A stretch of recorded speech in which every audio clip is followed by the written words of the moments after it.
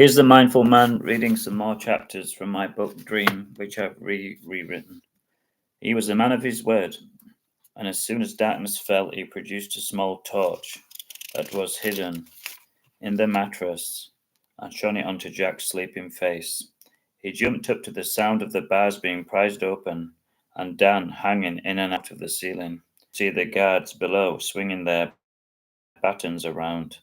He hoped that they wouldn't look through the window in their door into their cell and see the hurting, but he knew that he could not stop. When they got to the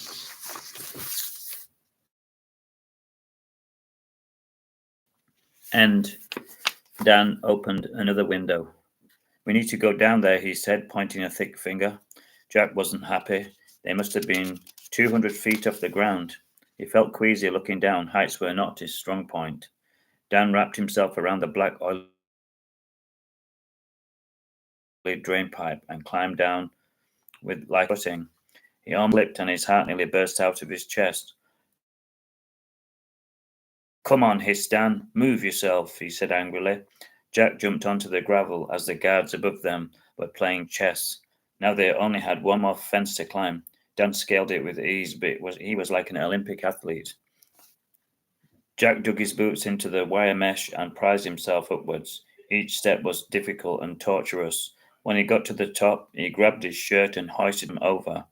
His clothes were ripped and he was bathed in sweat, but he had made it. They headed for the trees under cover of darkness, as the sirens bled out and the searchlight skimmed over their shadows. But it was too late. They were free. Jack rushed through the woods. He was careful not to stumble over the branches which threatened to injure him. Dan was shouting to him to hurry, hurry, and the last thing he wanted to do was make him more angry. They came to a fast-flowing river, and they had no choice but cross, as the barking of the dogs grew closer behind them. Dan waded into the water, and he was totally fearless, and in just 3 minutes he had crossed to the other side, and he wasn't waiting.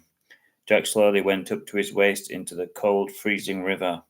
Shocking, he didn't want to go any further, but what could he do?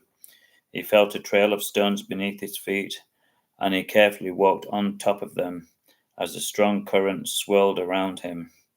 The last stone was big and slippy, and Jack lost his footing and he fell head first into the cold, dirty water.